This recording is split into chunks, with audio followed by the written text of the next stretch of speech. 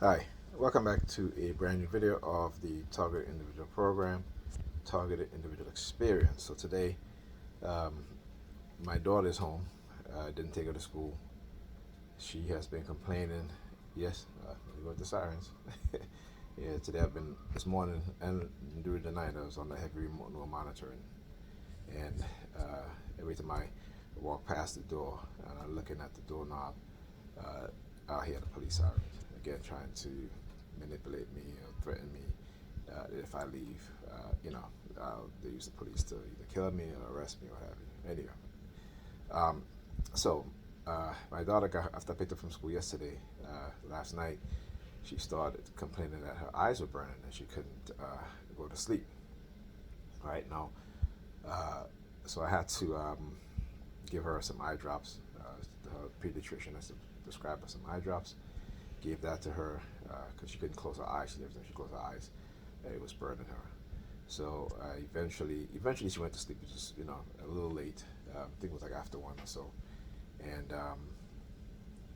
so we have so I stayed up with her, uh, put the eye drops in, and then about an hour later it was still burning her. So I made her wash out her eyes for about 3 minutes each in each eye under the water, and still was burning her. So I gave her some.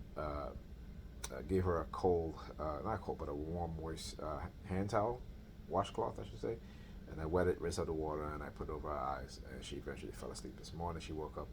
As I woke up for school, her eyes were still burning. So again, I gave her the eye drops and the washcloth. I gave it to her, put it over her eyes, and told her to go back to sleep. And so right now she's sleeping. I'll put the eye drops again later, and then I want to take her to a doctor today, but her doctor's not there on Tuesdays, only Wednesday. So tomorrow I'll take her to her pediatrician, see how she feels during the day. I'll keep an eye out on her and see how she's feeling, how her eyes feels, because I know she want to go to this trip for school. So if her eyes feel better, I may let her go on the trip and then take her to the doctor afterwards. If not, she won't go on the trip, and I'll just take her to her pediatrician.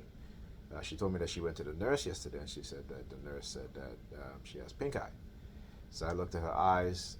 It wasn't pink, so maybe she probably got a pink eye infection from some one of the kids. And because she did tell me, I said to her, "When did your eyes start burning you?" She said, uh, "It was after we came from Dave and Buster's," but she didn't say anything Saturday night or Sunday, only yesterday. So, it could be the pink eye, and like I said, she has eye drops that was prescribed to her by a doctor, so I ended up giving her that yesterday. And just looking at her eyes today, it didn't look pink, but maybe because I put the eye drops in it last night and I didn't let it go, I didn't, and then I had to wash her eyes out. And I keep telling them, if you put your hands in your eyes, on your face, go and wash it immediately. Anytime you put your hands in your face, you see her eyes was like really scratching her, it was very itchy. And I said to her, well, don't scratch it. And, like I said, I just see how it is. But anyway, I felt my targeting goes, yeah, uh, remote no monitoring, microwave. And what happened today, this morning actually, as my son was going to school, they co-opted his mind, hijacked his mindset. And as he was heading out the door, again, he's looking at the door and then turned around, looked at me, and stuck out his middle finger. Not blatantly, but just like on the side, where his fingers down, and kind of like do that kind of action. But I know it's not him. Also today, I was holding a cup, and they had hijacked my consciousness, and I was holding the cup. I tapped the cup twice with my pointing finger, right, which is this finger, which I have a ring on, and let me just give you guys an example. So I'm holding this glass, getting ready to wash it. Right, that's this cup right here, and you will hear. That's exactly what it was. So I know it wasn't my own consciousness, that did that. All right, because there are times that I can tell that they are controlling me to do things. It may be subtle things, but they're doing it nonetheless. Right, through the microwave, through the implantation of radio wave communication uh, with the BCI, and so when I do stuff like that, I just kind of have to stop for a minute and just try to refocus and regain consciousness and movement of whatever particular body parts they are manipulating. All right. So again, for those who will look at my video and say, "Oh, he sounds crazy," you go do the research. Go do the research. Start with Dr. Robert Heath, right, from Tulane University, and then start with Dr. Jose Delgado at Stanford University, and then, and particularly a 1970 article on what kind of human being would we like to create.